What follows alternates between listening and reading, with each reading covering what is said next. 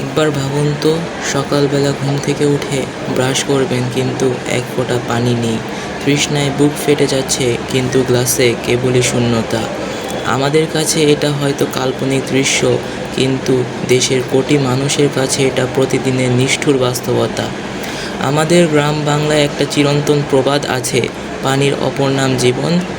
কিন্তু বিশুদ্ধ পানিই আসল জীবন। অথচ আজ সেই আসল জীবনটাই সংকটে। জাতিসংঘের টেকসই উন্নয়ন লক্ষ্যমাত্রা বা SDG-6 clean water and sanitation নিয়ে, যার মূল লক্ষ্য জিরো ওয়াটার স্কারসিটি বা শূন্য পানি সংকট। বাংলাদেশ নদীমাতৃক দেশ, তাই আমরা পানির অপচয় করতে দ্বিধা করি না। প্রবাদ আছে না, দাঁত থাকলে দাঁতের মর্যাদা না বুঝলে দাঁত হারালে আফসোস করতে হয়। পানির ক্ষেত্রেও আমরা ঠিক এই ভুলটাই করছি। ভূগর্ভস্থ পানির স্তর প্রতি বছর আশঙ্কাজনক হারে নিচে নেমে যাচ্ছে। শুধু ঢাকা শহরেই পানির স্তর বছরে প্রায় 2 থেকে 3 মিটার করে নামছে। অন্যদিকে জলবায়ু পরিবর্তনের কারণে উপকূলীয় অঞ্চলে লবণাক্ত পানি প্রবেশ করায় দেশে প্রায় 3 কোটি মানুষ নিরাপদ পানির তীব্র সংকটে ভুগছেন। আর্সেনিক দূষণ আর অপরিকল্পিত শিল্প বর্জ্য আমাদের নদীগুলোকে বিষাক্ত করে তুলছে। আমরা শুধু পানিই হারাচ্ছি না, হারাচ্ছি আমাদের ভবিষ্যৎ। তাহলে সমাধান কি? খনার বচনে বলা হয়েছে, যদি বর্ষে মাঘের শেষ, ধন্যী রাজার পুণ্যি দেশ।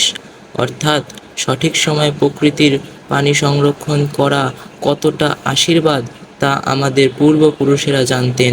সেই চিরন্তন জ্ঞানকে আধুনিক প্রযুক্তির সাথে মিলিয়ে আমাদের প্রয়োজন একটি টেকসই সমাধান, যা হলো 3R স্ট্র্যাটেজি। প্রথমত, রেইন ওয়াটার হারভেস্টিং। আমাদের ভূগর্ভস্থ পানির ওপর নির্ভরতা কমাতে হবে। দেশের আবাসিক ও বাণিজ্যিক ভবনের ছাদগুলোকে যদি আমরা বৃষ্টির পানি ধরে রাখার উপযোগী করে তুলি, তবে বছরের অন্তত 4 মাস মাটির নিচের পানির ব্যবহার একদম শূন্যে নামিয়ে আনা সম্ভব। দ্বিতীয়ত, স্মার্ট ওয়াটার মনিটরিং। পানির ব্যবহার নিয়ন্ত্রণ করতে হবে। প্রতিটি বাড়ি ও শিল্প কারখানায় IoT ভিত্তিক স্মার্ট মিটার ব্যবহার করা প্রয়োজন, যা পানির অপচয় বা মাটির নিচের অদৃশ্য লিক হওয়া চিহ্নিত করে স্বয়ংক্রিয়ভাবে অ্যালার্ট দেবে। Grey water. তৃতীয়ত, গ্রে ওয়াটার রিসাইকেলিং। ব্যবহৃত পানি পুনর্ব্যবহার করতে হবে। আমাদের রান্নাঘর বা অজুর স্থান থেকে আসা অপেক্ষাকৃত কম ময়লা পানি বা ধূসর পানি ফিল্টার করে তা টয়লেট ফ্লাশিং বা ছাদ বাগানে দেওয়ার প্রযুক্তিকে বাধ্যতামূলক করতে হবে, যা প্রতিদিন হাজার হাজার গ্যালন বিশুদ্ধ পানি বাঁচাবে। পরিবর্তনটা শুধু হতে হবে আমাদের নিজেদের ঘর থেকে। আজ থেকে আমরা প্রতিজ্ঞা করি, বেসিন বা শাওয়ারের কল অযথা ছেড়ে রাখবো না, প্লাস্টিক বর্জ্য জলাশয়ে ফেলবো না। পানি কোনো অফুরন্ত সম্পদ নয়, এটি একটি পবিত্র আমানত, আর এই আমানত রক্ষা করার দায়িত্ব আমাদেরই। জিরো ওয়াটার স্কারসিটি অর্জন করা কেবল একটি লক্ষ্য নয়, এটি আমাদের বেঁচে থাকার লড়াই।